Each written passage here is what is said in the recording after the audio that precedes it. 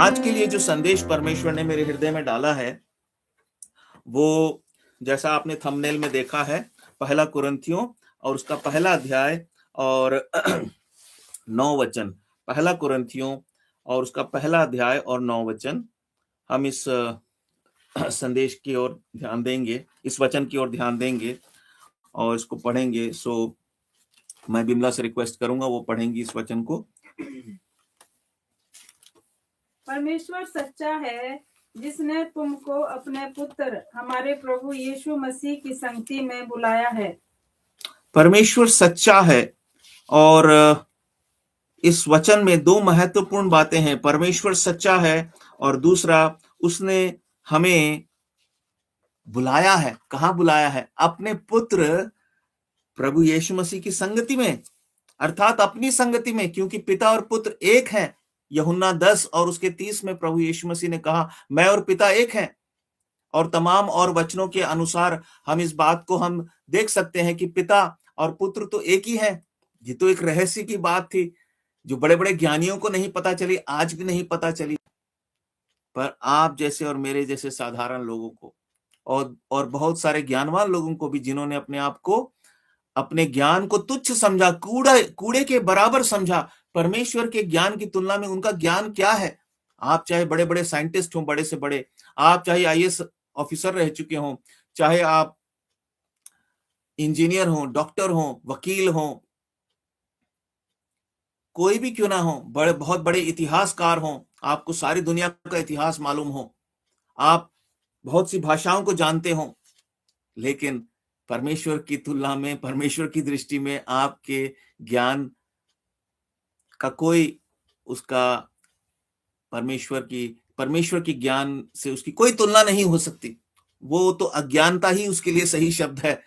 हमारा ज्ञान अज्ञानता के बराबर है। हाँ, परमेश्वर के उस स्वर्गीय ज्ञान से जब हम प्राप्त करते हैं और उसमें बढ़ते हैं, तो परमेश्वर फिर हमें बुद्धिमान कहता है। और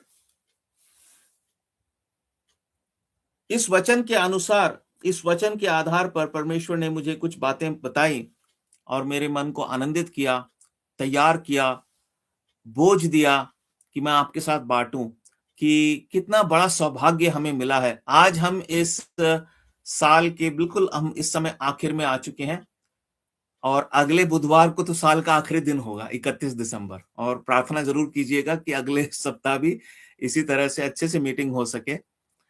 और अभी मैं जानता नहीं, लेकिन हम प्रार्थना कर रहे हैं परमेश्वर का क्या दर्शन हमें मिलता है। अगर परमेश्वर ने चाहा तो हम, हो सकता है, वॉच नाइट सर्विस के रूप में इस लाइव संगति को भी हम रात के समय करेंगे। पर अभी मैंने इस विषय पर कोई निर्णय नहीं लिया है, और जो भी होगा आपको सूचित मैं कर दूंगा। आपको नोटिफिकेशन मैसेज पहले ही मिल जाएगा। सो पिछले हमने 10 दिसंबर का जो संदेश था, यदि आपने देखा हो पिछले से पिछले हफ्ते, तो हमने एक बात पर हमने विचार किया था। परमेश्वर ने हमारा ध्यान एक बात की ओर मोड़ा था। पिछले से पिछले हफ्ते का संदेश पहले कुरिन्थियों 7 अध्याय और 23 वचन के ऊपर आधारित था कि हम उसके द्वारा मोल लिए गए हैं और इसलिए हम मनुष्यों के दास ना बने।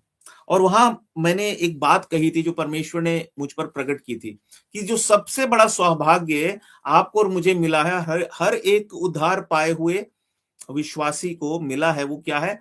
कि वो परमेश्वर की सेवा करे। जैसे कि अदन की वाटिका में, और अदन की वाटिका में सबसे बड़ा सौभाग्य क्या था?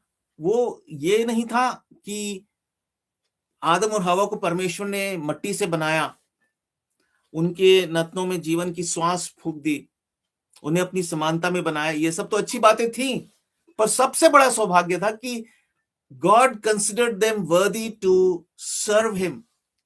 God gave them an opportunity to serve him, serve the living God. परमेश्वर ने उनको ये अवसर दिया कि वो परमेश्वर की सेवा करें, अदन की वाटिका में वो काम करें परमेश्वर के लिए, परमेश्वर की वो खिदमत करें। ये आदर उनको दिया गया, ये सौभाग्य उनको मिला।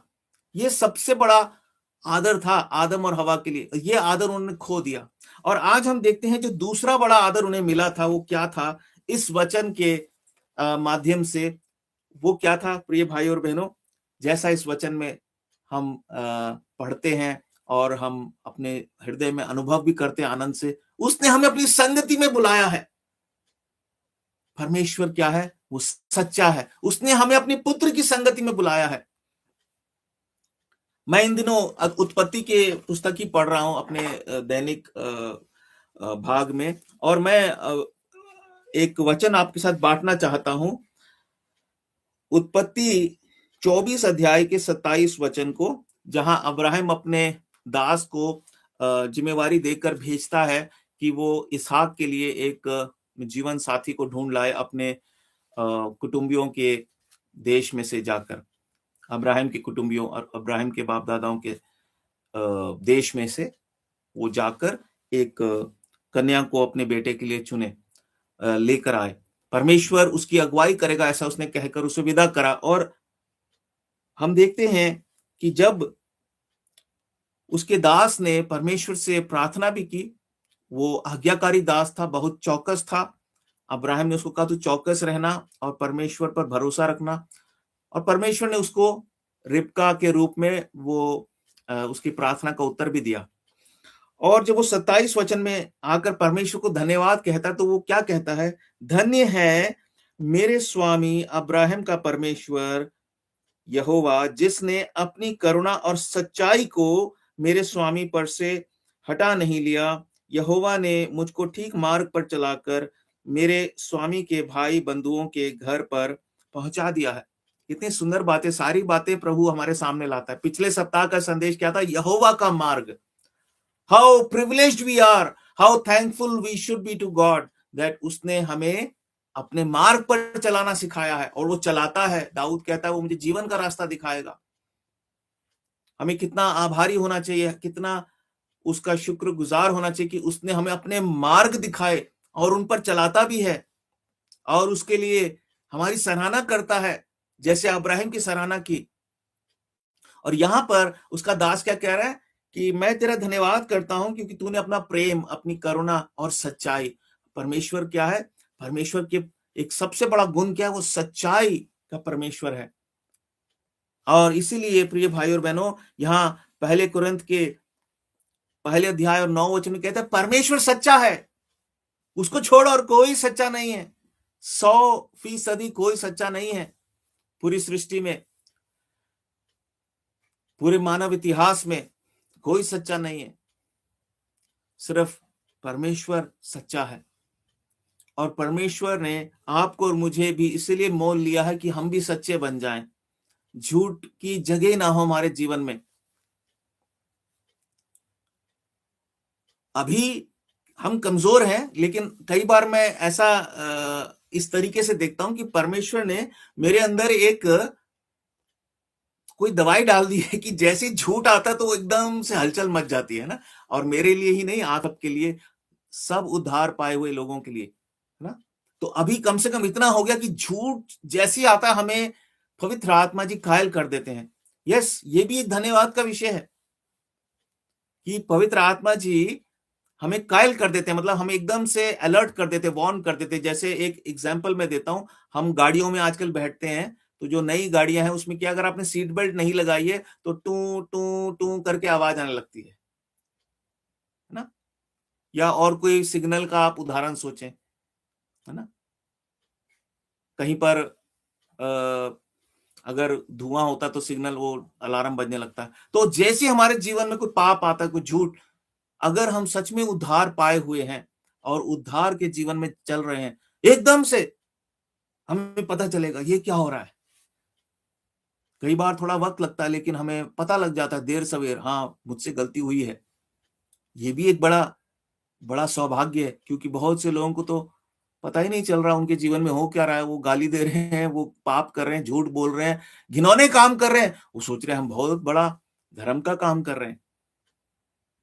हम अंधे थे, परमेश्वर ने हमारी आंखें खोल दी। और ऐसा परमेश्वर क्या चाहता है, जो दूसरा बड़ा सौभाग्य उसने आपको और मुझे दिया है, अपनी संगति में बुला लिया है। वो कहता है ये खुशी मनाने की बात है, संगति में बुलाया है। देखिए, कोई आपको अपनी सेवा में रख ले, ये एक बात है, ये बहुत बड़ा आदर है। पर वो कहे, आप सोचिए, आपको किसी बहुत बड़ी कंपनी में नौकरी मिली है, किसी को किसी बहुत बड़े दफ्तर में नौकरी मिली है, और उसका जो मालिक है, वो काम करने के बाद बोलता है, आओ मेरे साथ बैठो, खाना भी खाओ और अपने बारे में बताओ, मुझसे पूछो कुछ। ऐसा कहाँ होता है? मैंने भी काम किया है, आप लोगों ने भी काम किया होगा। कई बार हम अब दफ्तरों में जब काम करते थे, तो हमारी एक शिकायत यही होती थी, हमारे ऊपर जो बॉस होते थे या जो हमारे मालिक होते थे, कि ये हमारे साथ कभी बात ही नहीं करते, हमारे साथ बैठते ही नहीं, कुछ पूछते ही नहीं, हमारी भी कुछ पूछे, हमारे सुख दुख के बारे में भी पूछे, हमारे कष्ट तकलीफों के बारे में भी पूछे। पर कई बार ऐसे बॉस मिलते थे तो बड़ा आनंद आता था कि ना केवल वो हमें काम करने को देते, हमें काम सिखाते हैं, वो हमें डांटते भी हैं, लेकिन वो हमारे साथ एक मित्र की तरह रहते हैं। और परमेश्वर का भी यही एक स्वभाव है। वो हमारा स्वामी ही नहीं है, हम उसके दास ही नहीं हैं, हम उसके मित्र हैं। प्रभु यीशु मसीह ने अपने चेलों से कहा, अब से मैं अपना दास नहीं मित्र कहूंगा, तुम मेरे मित्र हो। और साल के अंत में हम आ गए हैं, हमें इसके लिए धन्यवाद देना चाहिए। पूरे साल भर प्रभु ने हमें अपनी संगति में रखा। अगर कहीं चूक हुई तो हमसे हुई, प्रभु ने तो कभी हमारे को त्यागा नहीं। और पूरे जीवन भर भी जब से हमने प्रभु का हाथ पकड़ा, उस पर विश्वास किया, प्रभु ने वो संगति नहीं तोड़ी। हमने तोड़ी, प्रभु ने कभी नहीं तोड़ी। इतना ही नहीं, जब हम उसे जानते तक नहीं थे, उसकी आंखें आपके और मुझ पर मेरे ऊपर लगी हुई थी। ये कहाँ जा रहा है, ये तो मुझसे बिछड़ जाएगा, इसको पकड़ो, इसको यहां मत जाने दो। परमेश्वर ने हमारे कितने फैसलों को बदल दिया, प्रभु ने हमारी कितनी योजनाओं को असफल कर दिया, प्रभु ने हमें कितने बार गलत रास्तों पे, गलत दिशा में जाने से बचा लिया, किसी न किसी बहाने के द्वारा, बीमारी के द्वारा, असफलता के द्वारा, किसी न किसी और प्रकार से परमेश्वर ने रोक लिया कि हम उससे दूर न जाएं और कहां आ जाएं, उसकी संगति में आ जाएं, उसकी गोद में आ जाएं, उसके पंखों की छांव के नीचे आ जाएं, उसके छाए हुए स्थान में आ जाएं, भजन 91 के अनुसार। और इसलिए आज हमें आनंदित होकर प्रभु का धन्यवाद करना कि हमें वो सच्चा परमेश्वर है, उसने अपनी सच्चाई को हमसे हटा नहीं लिया। जैसे अब्राहम का दास कहता है, धन्य है मेरे स्वामी अब्राहम के परमेश्वर यहोवा, तूने अपनी करुणा और न्याय मुझ पर से नहीं हटाई। हमारे लिए आदर की बात है नित्य ऐसे परमेश्वर की महिमा करते रहना। हर समय हमारी पहचान क्या हो लोगों के बीच में, ये परमेश्वर का आराधक है, ये परमेश्वर का भक्त है, परमेश्वर का गुणगान गाता रहता है, करते ही रहता है। परमेश्वर ने हमें बहुत बड़े बड़े उसने हमें आदर दिए हैं। आज जब सारे संसार में क्या हो रहा है कि लोग प्रभु यीशु मसीह के जन्म को याद करते हैं, ये जो क्रिसमस का जो एक परंपरा है, और जैसा मैंने कहा, आप लोग जरूर, मैं प्रभु ने चाहा तो आज ही रात को या कल सुबह तक वो वीडियो डालूंगा, जो एक संदेश के रूप में हर एक साल मैं 25 दिसंबर को कोशिश करता हूं कुछ विचार आपके साथ बांटूं परमेश्वर के वचन के रूप में, एक सुसमाचार के संदेश के रूप में। क्योंकि हम उद्धार पाए हुए के लिए क्या है कि ये ना केवल परमेश्वर की आराधना करने का समय तो है ही, हमारे लिए तो हर समय है और हर समय आराधना करने के लिए है, लेकिन हमारे लिए ये समय इसलिए भी है कि हम उसका सुसमाचार लोगों के साथ हम साझा करें, सब लोगों के साथ साझा करें। और एक और बात, अगर आज हम परमेश्वर की आराधना करते हैं तो हमें इस बात को ध्यान में रखते हुए कि पूरा संसार क्रिसमस की धूम, क्रिसमस की खुशी में लिप्त है। बहुत से विरोधी लोग भी क्या कर रहे हैं, वो खुशी तो नहीं मना रहे, वो डिशम डिशम करने में वो परमेश्वर कहता है तुम्हारा भी स्वागत है, आओ इसी बहाने सुसमाचार सुन लो। हाँ, चलो विरोध के बहाने ही सुसमाचार सुन लो। परमेश्वर के लोगों को, आपको और मुझे परमेश्वर ने इतना बड़ा दिल दिया है, वो हमें अपशब्द कहते हैं, हमारे प्रभु की निंदा करते हैं, हम उन्हें आशीष देते हैं। अरे भाई, ये कैसे लोग हैं? इन्हें बुरा नहीं लगता है इनके परमेश्वर को हमने ऐसा कुछ कहा, ये फिर भी कह रहे हैं प्रभु आपको आशीष दे, क्योंकि वो उद्धारकर्ता परमेश्वर है। जब हमारे प्रभु की निंदा हुई तो हम कौन हैं जो कहें हमारी निंदा नहीं होगी? जब हमारे प्रभु का विरोध हुआ तो हम कौन है जो हम कहें कि हमारा स्वागत किया जाएगा? ये तो खुशी की बात है कि हमारे देश में इस समय लोग निंदा इसलिए करते हैं क्योंकि उन्हें मालूम नहीं है और परमेश्वर उन्हें खींच रहा अपनी तरफ। और मसीह बहन भाइयों के लिए बहुत बड़ा समय है उन्हें आशीष देने के लिए। कोई बात नहीं, आपको नहीं सुनना वचन, कोई बात नहीं, पर प्रभु आपको आशीष दे। आप नहीं चाहते हम यहां बैठ के आराधना करें, कोई बात नहीं, हम तो आत्मा में आराधना कर सकते हैं, है ना। और जब हम परमेश्वर के प्रेम को स्मरण करते हैं तो एक अलग ही आनंद हमें दिया जाता है और हम परमेश्वर की महिमा करते हैं। और क्या होता है कि जो दुष्टता लोगों के अंदर बैठी हुई है, वो दुष्ट को जगह नहीं मिलती, मैं कहां जाऊं? फिर वो प्रभु यीशु मसीह से कहता है, हम बहुत सारे हैं संख्या में, हमें इस तालाब में जाने दे। छोड़ छोड़ के भागती दुष्ट आत्माएं। इसलिए हमारे लिए आनंद का समय है। पर हम उद्धार पाए हुए लोगों के लिए क्या है? बहुत से विश्वासियों के लिए या प्रभु को जानने वाले लोगों के लिए, प्रभु से प्रेम करने वाले लोगों के लिए एक परंपरा है। जैसे मैंने कहा, खुशियां मनाते हैं, मिठाइयां बांटते हैं और खान पान का इंतजाम करते हैं, इस तरह की सजावट करते हैं। जैसा मैंने कहा, फिर से स्पष्ट कर दूं, ये कोई क्रिसमस की सजावट नहीं है। हाँ, एक माहौल है। पर आज हमारे लिए खुशी का समय क्या है कि हमारी इस सेवकाई का 1 साल पूरा हुआ, यूट्यूब लाइव का। और दूसरी बात, ये चैनल भी 2017 में आज ही के दिन मैंने शुरू किया था, पहला संदेश डाला था। और यहाँ सजावट भी कोई क्रिसमस वाली नहीं है। यहाँ पे कुछ ये सितारे हैं। मैंने जैसे कहा, मेरे बड़े ब्रदर के पास ये सारा सामान पड़ा था, उन्होंने कहा मेरे काम का नहीं है, आप ले जाओ। तो मैंने कहा चलो ठीक है। तो सजावट तो वैसे भी अच्छी लगती है, प्रभु ने चाहा तो मैं ऐसे बनाए रखूंगा ऐसे। और यहाँ एक स्टार है, प्रभु यीशु मसीह को भोर का तारा कहा गया है ना, वो भोर का तारा है। हम आनंदित हैं। पर संसार में तो बहुत सारे मसीह लोग, सेंटा क्लॉस, ये सारे रीति रिवाज हैं, परंपराएं हैं, क्रिसमस ट्री, कुछ लोग गिफ्ट्स देते हैं और फिर पता नहीं किस किस तरह की परंपराएं हैं। लेकिन हम उद्धार पाए हुए लोगों के लिए ये सुसमाचार बांटने का समय है और खासकर हमारे लिए धन्यवाद देने का समय है कि कुछ लोग तो प्रभु यीशु मसीह के जन्म को भी याद नहीं करते।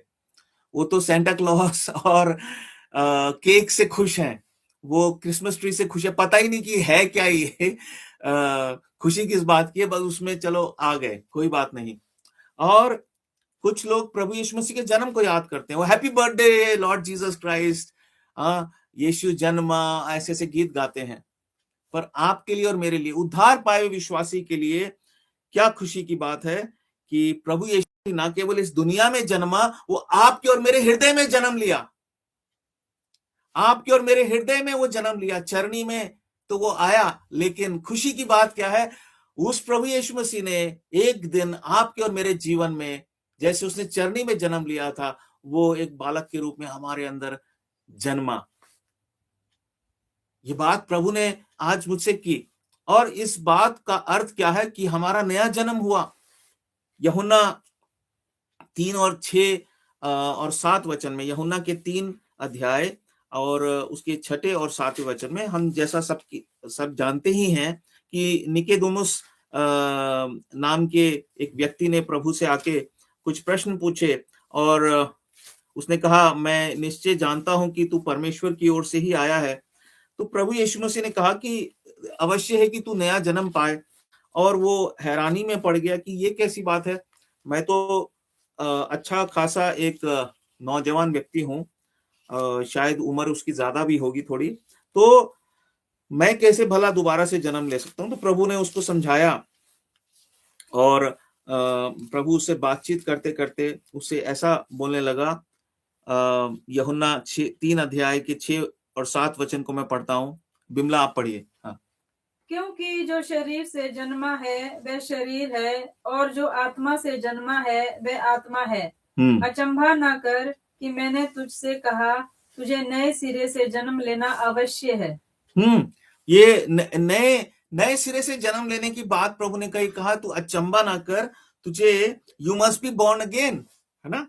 और प्रिय भाइयों और बहनों, प्रभु यीशु मसीह ने कहा शरीर तो शरीर को जन्म देता है, लेकिन आत्मा से माफ करिए, उसमें लिखा है मैं तुझसे 5 वचन में, मैं तुझसे सच सच कहता हूं, जब तक कोई मनुष्य जल और आत्मा से ना जन्मे तो वह परमेश्वर के राज्य में प्रवेश नहीं कर सकता।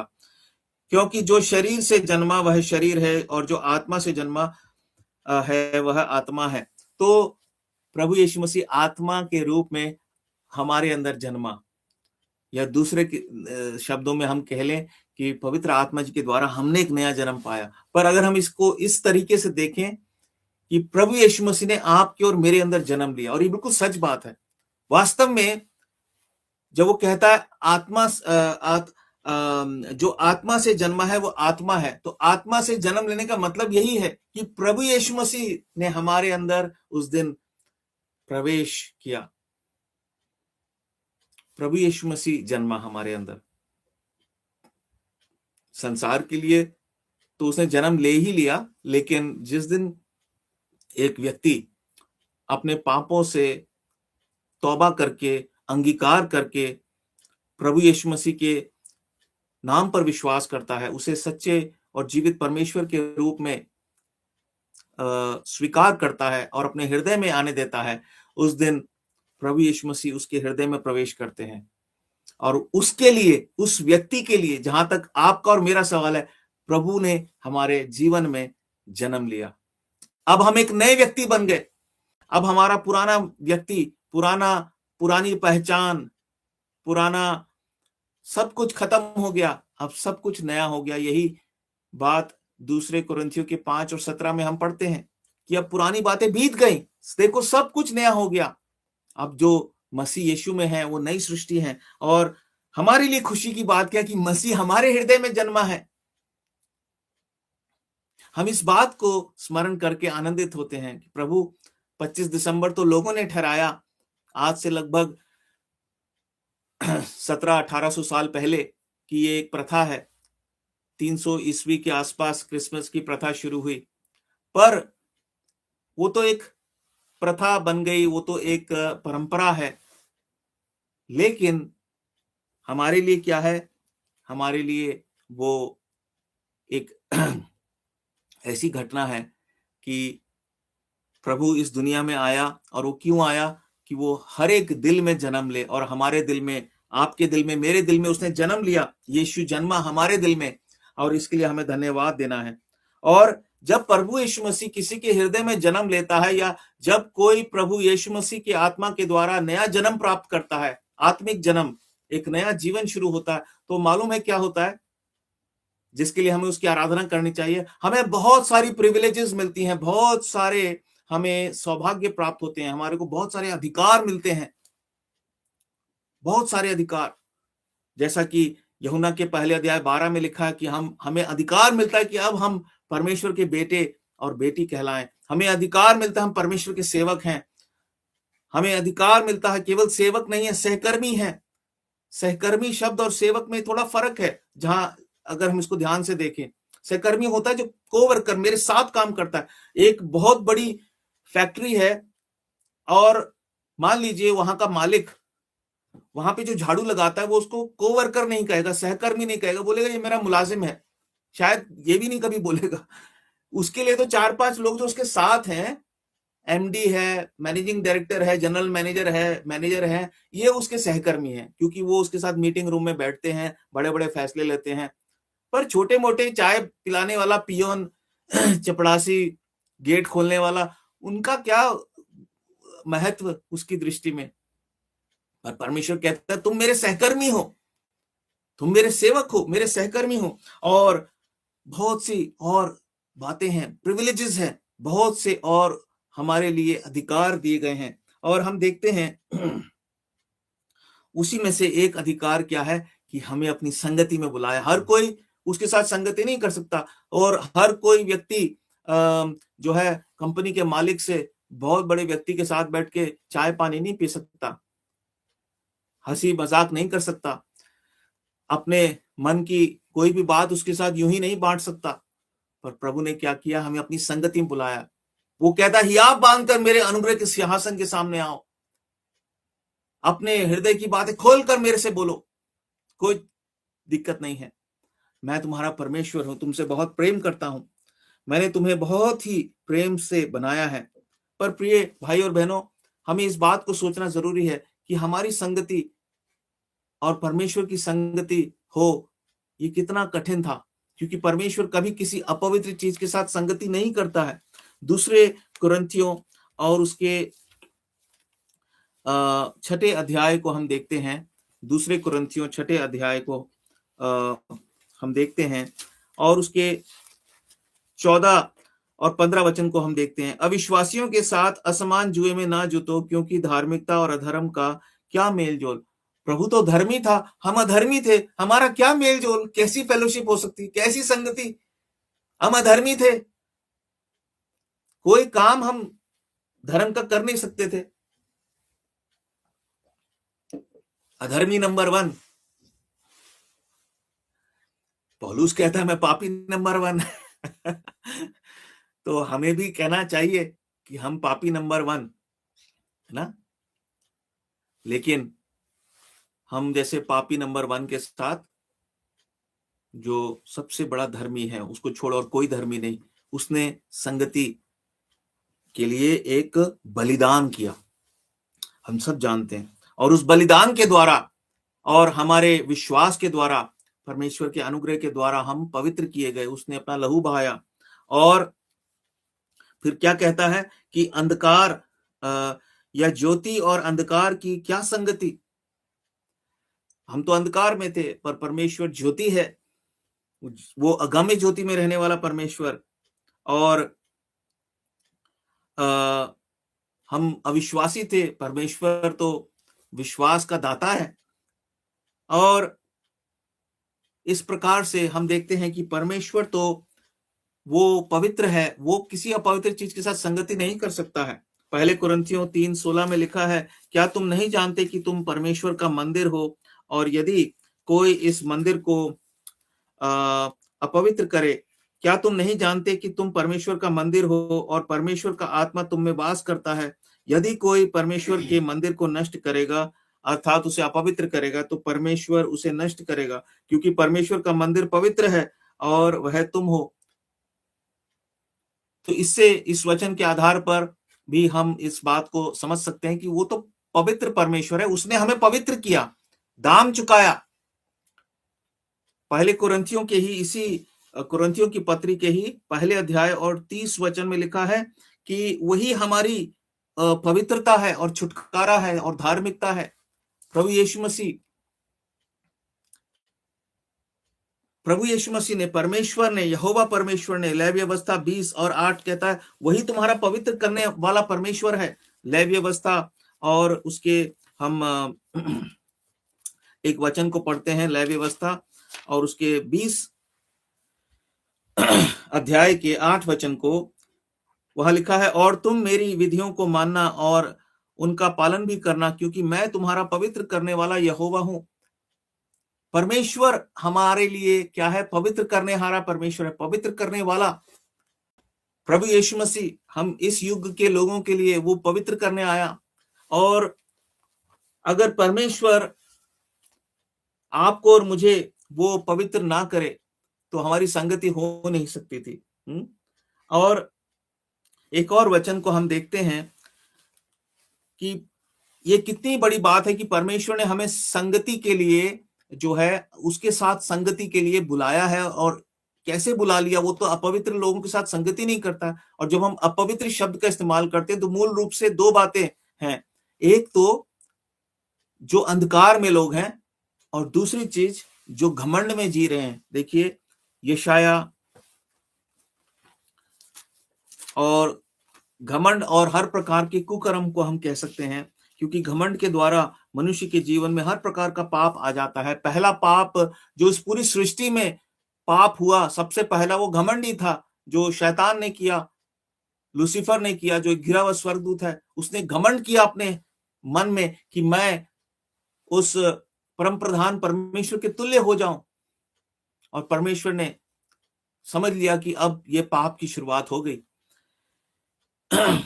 यशाया 57 और उसके हम 15 वचन को देखते हैं। क्योंकि जो महान और उत्तम और सदैव स्थिर रहता है और जिसका नाम पवित्र है, वो यूं कहता है, मैं ऊंचे पर और पवित्र स्थान में निवास करता हूं और उसके संग भी रहता हूं, जो खेदित और नम्र है, कि नम्र लोगों के हृदय और खेदित लोगों के मन को हर्षित करूं।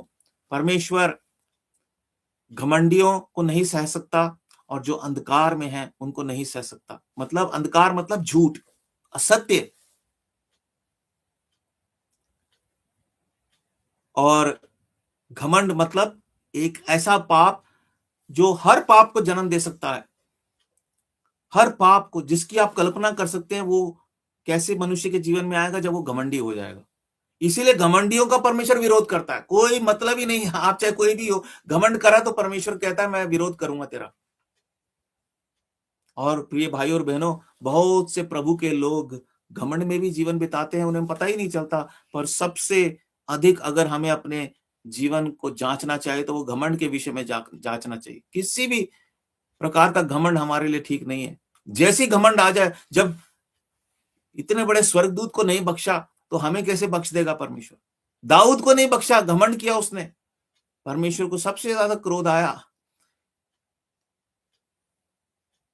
जब उसने घमंड किया। अगर आप देखेंगे, परमेश्वर ने क्रोध ज्यादा उस पर दंड दिया प्रजा को, घमंड क्यों किया। और इसीलिए देखिए, हम देखते हैं एक परमेश्वर क्या चाहता है कि हम पवित्र बने। पहला पत्रस के पहले अध्याय के 15 वचन में हमें पढ़ने की जरूरत नहीं, हम सब जानते हैं। 15 और 16 में मैं रेफरेंस इसलिए देता हूं जिससे कि आप लोग वचन से उसको बाद में देख लें कि परमेश्वर कहता है तुम पवित्र बनो। क्यों बनो? क्योंकि जब पवित्र बन जाएंगे, दूसरे शब्दों में वो कहता है मैंने तुम्हें पवित्र कर दिया है, पर उस पवित्रता को बनाए रखो, उसे संभाल के रखो, उसे मेंटेन करो।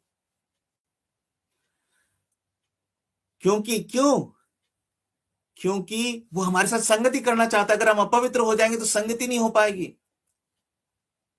ये है उसके हृदय का भाव, वो हमारे साथ संगति में बने रहना चाहता है। और इसीलिए जब हम अपवित्र हो जाते हैं किसी ना किसी तरीके से, तो परमेश्वर हमें पवित्र करने के लिए उपाय करता है, और वो हमें मनाता है, और वो हमसे बातचीत करता है। वो लालसा रखता है कि हम उसके साथ संगति में फिर से लौट आए, क्योंकि यही तो वो चाहता है कि वो हमारे साथ संगति करे, एक अटूट संगति उसके और हमारे बीच में बनी रहे। ये उसके हृदय की अभिलाषा है। उत्पत्ति के पहले अध्याय में हम देखते हैं, जब हम पढ़ते हैं कि परमेश्वर ने आदम मनुष्य को बनाया, पहले ही अध्याय के 26 वचन में, फिर परमेश्वर ने कहा हम मनुष्य को अपने स्वरूप के अनुसार अपनी समानता में बनाएं, और वे समुद्र की मछलियों और आकाश के पक्षियों, घरेलू पशुओं और सारी पृथ्वी पर और सब रेंगने वाले जंतुओं पर जो पृथ्वी पर रेंगते हैं अधिकार रखें। परमेश्वर क्या चाहता है? अपने स्वरूप में बनाया, क्योंकि वो संगति करना चाहता है। दूसरे के स्वरूप में बनाएगा आप, हालांकि इस दुनिया में ऐसे लोग हैं पेट एनिमल्स से इतना प्यार करते हैं कि उन्हें अपने पति से ज्यादा कुत्ते से प्यार होता है। कई लोगों कई पतियों को, है ना। देखिए ये एक मतलब दुर्भाग्य की बात भी है, पर जैसे जैसे हम उद्धार पा लेते हैं तो हमें पता चलता है कि हमारी संगति के लिए कुत्ते और बैल बकरी ये सब नहीं बनाए थे। वो हमारे काम आए, ठीक है, हमारे मनोरंजन के लिए है, लेकिन निश्चित रूप से उनका आदर भी हमें करना चाहिए। लेकिन हमारी संगति तो मनुष्य के साथ हो सकती है, और खासकर उस मनुष्य के साथ जो परमेश्वर की महिमा करे, और परमेश्वर के साथ होनी जरूरी है। परमेश्वर की इच्छा थी कि मैं अपने लिए एक परिवार तैयार करूं, आदम और हवा को रचा। और उसके बाद क्या हो गया, ये देखिए, ये वचन मैं इसलिए पढ़ रहा हूं कि शुरुआत में ही उसकी मनसा क्या है, संगति की, और अंत कैसे होता है बाइबल का, संगति से। देखिए प्रकाशित वाक्य और उसके 19 अध्याय और 7 वचन को हम पढ़ लेते हैं।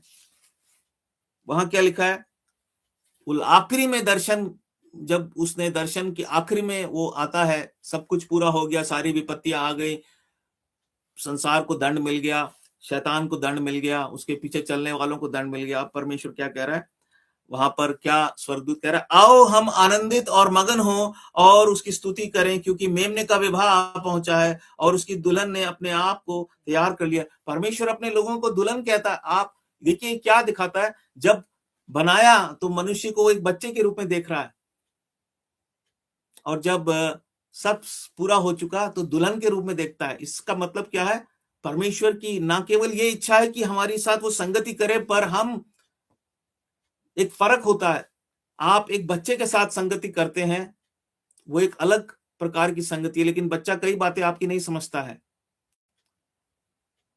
लेकिन जो दुल्हन होती है वो आपकी जीवन साथी है, वो आपके अनुसार है। लोग जीवन साथी ढूंढते हैं, हर एक चीज मैच करते हैं, सब कुछ बराबर का होना चाहिए, मेल खाना चाहिए। अब क्या है, परमेश्वर हमें उस संगति के लिए तैयार कर रहा है, और उस मनसा से, उस उद्देश्य से वो हर समय आपके और मेरे साथ संगति में बना रहता है। हम उसे परेशान भी करते हैं पर वो संगति नहीं तोड़ता है। उसने कहा मैं जगत के अंत तक सदा तुम्हारे साथ हूं, मत्ती 28, और उसका आखिरी वचन, सदा तुम्हारे साथ हूं, मतलब हर समय तुम्हारे साथ हूं। हम उसे छोड़ देते हैं, हम उससे अपना ध्यान हटा लेते हैं, पर परमेश्वर अपना ध्यान हमारे और हमारे ऊपर से नहीं हटाता है, और वो उसने हमें अपनी संगति में बुला लिया है। ये हमारे लिए कितनी बड़ी बात है। हमारे लिए जीवन में सबसे बड़ा सौभाग्य है, परमेश्वर की संगति में हमें आने का मौका मिला है। दूसरों को, बहुत से लोग अभी तक वंचित हैं। इसके लिए हमें घमंड महसूस नहीं करना, लेकिन हमें धन्यवादी महसूस करना है परमेश्वर के प्रति, कि परमेश्वर आपने हमें अपनी संगति में रखा है, अपनी सेवा में रखा है। इससे बड़ी और क्या चीज हो सकती है। ये आदर पृथ्वी के दूसरे लोगों को नहीं मिला अब तक। बहुत से लोगों ने इस आदर को ठुकरा दिया। परमेश्वर तो सबको देना चाहता है। और परमेश्वर हमें कैसे मनाता है, जब हम कई बार उसकी संगति को तोड़ देते हैं, तो परमेश्वर की इच्छा क्या है। प्रकाशित वाक्य 3 अध्याय, बस हम और 5 मिनट में समाप्त करेंगे। प्रकाशित वाक्य के 3 अध्याय में हम पढ़ते हैं, लौदीकिया की कलीसिया एक ऐसी कलीसिया है जो पूरी तरह से पाप में डूबी हुई है और बहुत ही घमंड से भरी हुई है। और वो क्या कहती है, देखिए उसके अंदर आत्मिक ठंडापन है। और वो परमेश्वर कहता है कि तू कहता है कि मैं धनी हूं, 3:17 में, और धनवान हो गया हूं और मुझे किसी वस्तु की घटी नहीं, घमंड से भरा हूं। घमंड से भरा हुआ है वो। पर परमेश्वर क्या कहता है, तू जानता ही नहीं कि तू अभागा है, तुच्छ है, नंगा है, कंगाल है, अंधा है। और परमेश्वर फिर भी उसे डांट भी रहा है, लेकिन साथ में ये भी कह रहा है 20 वचन में, देख मैं द्वार पे खड़ा होकर खटखटाता हूं, यदि तू खोलेगा, मेरा शब्द सुनकर, मैं भीतर आकर तेरे साथ संगति करूंगा, भोजन करूंगा। परमेश्वर की इच्छा क्या है, संगति करने की। और परमेश्वर ने हमें संगति के लिए अपने पास बुलाया है, हमें पवित्र किया। हम इस योग्य नहीं थे कि हमारी संगति परमेश्वर के साथ हो सके। अंधकार और ज्योति का कोई मिलन नहीं, अधर्म और धर्म का कोई मेल मिलाप नहीं, पर परमेश्वर ने हमारे लिए सब रुकावटों को दूर किया। और क्यों संगति चाहता है, यशाया 57 और 15 में हमने पढ़ा था कि वो खेदित लोगों को क्या करूं, हर्षित करूं। खेदित और नम्र हृदय के लोगों को मैं हर्षित करना चाहता हूं। The only desire that God has is to bless. परमेश्वर का एक ही सपना है, एक ही इच्छा है, एक ही मनोरथ है कि वो अपने बनाए हुए मनुष्य को आशीष देता रहे अनंत काल तक। कितनी अद्भुत बात है। ये संसार ऐसे परमेश्वर को कभी आपको जानने नहीं देगा। ये संसार ऐसे परमेश्वर के साथ संगति में कभी आपको बने नहीं रहने देगा, चाहे वो आपके घर परिवार के ही लोग क्यों ना हो, चाहे वो आपके मित्र ही क्यों ना हो। पर अगर कोई आपकी सहायता कर सकता है तो वो स्वयं वो परमेश्वर ही है। अगर आपकी और मेरी कोई सहायता कर सकता है कि हम उस परमेश्वर के साथ संगति में बने रहें, तो सिर्फ वो परमेश्वर ही है। और उसके साथ संगति में बने रहना हमारे लिए लाभ की बात है, ना केवल हमारे लिए बल्कि दूसरों के लिए भी लाभ की बात है। जिसकी संगति परमेश्वर के साथ होती है वो सबके लिए आशीष का कारण है। वो इस धरती पर परमेश्वर की ज्योति है, परमेश्वर का नमक है। हम देखते हैं परमेश्वर के वचन से कि वो क्यों चाहता है कि हम उसके निकट रहें। भजन 16 को हमने पिछले हफ्ते भी पढ़ा था और वहां पर वो कहता है कि तेरी निकटता में आनंद की भरपूरी है। परमेश्वर इसीलिए चाहता है कि हम उसके निकट रहें, क्योंकि आनंद की भरपूरी है, सुख है, सर्वदा हमें देना चाहता है वो सुख। और हम देखते हैं मत्ती 14 के 21 में, हम 24 के 21 में हम देख सकते हैं उसने उस दृष्टांत में उसने उस विश्वास योग्य सेवक से क्या कहा, मेरे आनंद में आकर सहभागी हो जा। देखिए वो किस तरह से उसको 25 के 21 में उसके स्वामी ने उससे कहा, धन्य है अच्छे और विश्वास योग्य दास, तू थोड़े में विश्वास योग्य रहा, मैं तुझे बहुत वस्तुओं का अधिकारी बनाऊंगा, अपने स्वामी के आनंद में सहभागी हो जा। परमेश्वर हमें इसलिए वो चाहता है हमारे साथ संगति करना कि वो हमें अपने आनंद में सहभागी करना चाहता है। वो जो परमेश्वर से प्रेम करते हैं, परमेश्वर उनके लिए ऐसी आशीषें तैयार करता है जो किसी आंख ने नहीं देखी, किसी कान ने नहीं सुनी, जो किसी के मन में तक अभी तक नहीं आई है। वो सिर्फ आशीष देना चाहता है। ये परमेश्वर का मनोरथ है जिसे वो पूरा कर रहा है आपके और मेरे जीवन में। हम रूठ जाते हैं, हम बिगड़ जाते हैं, परमेश्वर हमें मनाता है। यशाया के पहले अध्याय में हम देखते हैं वो किस तरह से हमें मनाता है और कहता है कि तुम्हारे पाप चाहे कैसे भी क्यों ना हो, आओ हम मिलकर बातचीत करें, क्या समस्या है, तुम क्यों अपने पापों से मन नहीं फिराते, आओ हम आपस में वाद विवाद करें। पहले का 18, तुम्हारे पाप चाहे लाल रंग के हों तो भी वे हिम के समान उजले हो जाएंगे, और चाहे अर्गवानी रंग के हों तो भी वे ऊन के समान श्वेत हो जाएंगे। परमेश्वर कहता है आओ लेट अस डिस्कस, क्या कारण है, क्यों तुम मेरे पास नहीं आ रहे, ऐसी कौन सी दिक्कत है। और इसी यशाया के 44 के और उसके 22 में वो कहता है मेरे पास लौट आओ। परमेश्वर का ये शब्द कितनी बार हम पढ़ सकते हैं, खासकर भविष्यवक्ताओं की किताब में, याकूब की किताब में भी इसको दोहराता है वो, मेरे पास लौट आओ, मन फिराओ और मेरे पास लौट आओ। यशाया 44 और उसका 21 और 22। समय बचाने के लिए मैं इस वचन को पढ़ूंगा नहीं। सो परमेश्वर क्या करता है, वो हमारे हृदय को खटखटाता है, वो हमें मनाता है। हम सोचते हैं अब शायद नहीं हो पाएगा, मेरा जीवन ठीक नहीं हो पाएगा, मैं बहुत कुछ गलत कर चुका हूं, बहुत हो चुका, बहुत समय बीत चुका है। परमेश्वर कहता नहीं, आओ बैठ के बात करें। और परमेश्वर अपनी ओर से हमें सम्मति देता है। परमेश्वर ही हमें बताता है तुम ऐसा करो, बैठ के उपवास प्रार्थना करो, तुम सब कुछ छोड़कर तुम सिर्फ मेरे पास बैठो, क्योंकि तुम मेरे पास नहीं बैठ रहे हो तभी ये सारी समस्याएं क्या तुम्हारे पीछे भागे जा रही हैं। सब कुछ छोड़कर मेरे पास आ जाओ। हम भी इसीलिए सब कुछ छोड़कर परमेश्वर के पास आए हैं। कोई क्रिसमस के नाम पर बहुत बड़े बड़े प्रोग्राम हो रहे हैं, कोई कहीं जा रहा है, कोई कहीं जा रहा है, कोई कुछ कर रहा है, कोई कुछ कर रहा है, लेकिन परमेश्वर कहता है तुम मेरे वचन के द्वारा मेरे साथ संगति करो। परमेश्वर का धन्यवाद हो कि उसने अपने पुत्र की संगति में हमें बुलाया है। वो सच्चा है, झूठ नहीं बोला उसने। हम सच में परमेश्वर, प्रभु यीशु मसीह के बिना हम परमेश्वर के साथ संगति में नहीं जुड़ सकते।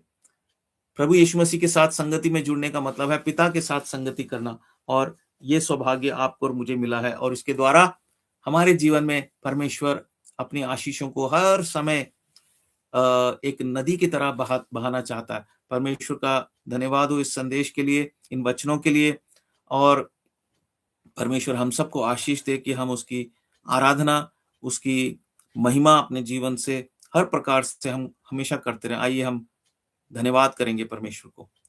प्यारे पिता, आपका मैं धन्यवाद करता हूँ, खासकर इस समय जब सारे संसार में आपके जन्म को याद करते हैं लोग, एक परंपरा के रूप में क्रिसमस की। प्यारे पिता, लोग तरह-तरह से प्रभु जी खुशियाँ मनाते हैं। कई आपको याद करते हैं, तो कई आपको बिना याद किए ही वो खुशी मना लेते हैं। पर प्यारे पिता, मैं आपका धन्यवाद करता हूँ, आपने मेरा उद्धार किया, और मैं इस बात के लिए धन्यवाद करता हूँ प्रभु जी, कि ना केवल आपने इस संसार में जन्म लिया सब मनुष्यों के लिए एक उद्धारकर्ता के रूप में, आपने मेरे हृदय में भी जन्म लिया प्रभु जी, और मुझे भी एक नया जन्म दिया कि मैं आपके साथ अनंत काल की संगति में बना रहूं। प्यारे पिता, आप मुझे आशीष देना चाहते प्रभु, और देते भी हैं। और प्यारे परमेश्वर, और भी उत्तम से उत्तम आशीष देने के लिए मुझे तैयार कर रहे हैं, जो किसी आंख ने नहीं देखी, किसी कान ने नहीं सुनी, और किसी के चित्त में नहीं आई प्रभु जी। मैं तो खुद बड़ा मूर्ख हूँ प्रभु, इन बातों को समझता नहीं हूँ। कई बार प्रभु इन पर विश्वास नहीं करता हूँ, पर आप मुझे मना लेते हैं प्रभु जी, और मेरे साथ बातचीत करते हैं, और प्यारे परमेश्वर मुझे अपने पास वापस लौटा ले आते हैं प्यारे पिता। इसके लिए मैं धन्यवाद देता हूँ। आज की संगति के लिए आपका धन्यवाद देता हूँ। पूरे साल भर आपने ये आदर दिया प्रभु जी, इस मंच के द्वारा प्यारे परमेश्वर, हर बुधवार को आपका वचन प्रभु बाँटने में, और प्रभु जी आपकी आराधना करने में बहुत से बहन-भाई भी जुड़े प्यारे पिता। प्यारे प्रभु, सबके लिए मैं धन्यवाद करता हूँ। इसी तरह से प्रभु आपकी और हमारी संगति अनंत काल तक बनी रहे प्यारे परमेश्वर। यही प्रभु मेरी इच्छा है प्यारे पिता। आपकी सारी भलाइयों के लिए धन्यवाद देते हुए इस धन्यवाद की भेंट और मेरी इस आराधना को आपके चरणों में प्रभु यीशु के नाम से लाता हूँ, सुनिए और ग्रहण कीजिए। आमीन। परमेश्वर का धन्यवाद हो। आप सबको परमेश्वर बहुत आशीष दे। आप लोग भी प्रभु को धन्यवाद दें, उसकी आराधना करें, और प्रभु की इच्छा हुई तो हम अगले सप्ताह 31 दिसंबर को जो भी प्रभु मेरे हृदय में डालेगा, मैं आपको सूचित करूंगा, और हम मिलकर परमेश्वर की महिमा करेंगे। जय मसीह की।